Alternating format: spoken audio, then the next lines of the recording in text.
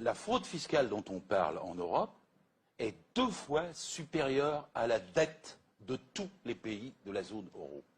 2 fois supérieure. Il faut comprendre ça pour les Français. Parce que normalement, ça devrait faire la une de tous les médias pendant des jours et des jours. La crise est résolue. Le chômage est résolu.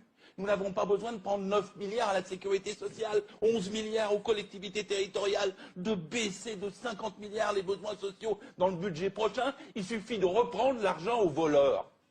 Parce que c'est bien de ça dont il s'agit. Il n'y a pas que l'affaire Swiss Leaks. Il y a eu avant 168 journalistes offshore Leaks, il y a plusieurs années, qui ont mis à jour tous les réseaux financiers de la planète. Là, il y en avait 154. LuxLeaks. Celui qui dirige l'Europe aujourd'hui, on ne va pas parler des Belges, on va parler des Luxembourgeois. Il a été 15 ans ministre de l'économie au Luxembourg, puis 15 ans Premier ministre. Pendant ces 30 ans-là, il a blanchi l'argent de 340 entreprises. C'est estimé à un total de 2400 milliards d'euros.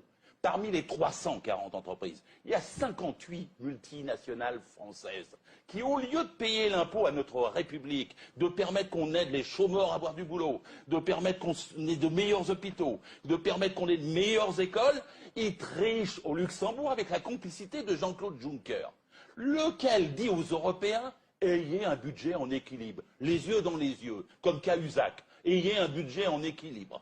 Et il leur dit « ne dépassez pas ». Pendant qu'il triche et que c'est lui qui fraude sur le budget qui permet qu'il ne soit pas en équilibre. On est quand même dans un système inouï. Je ne sais même pas comment les peuples européens ne se révoltent pas face à ça. C'est dans leur poche.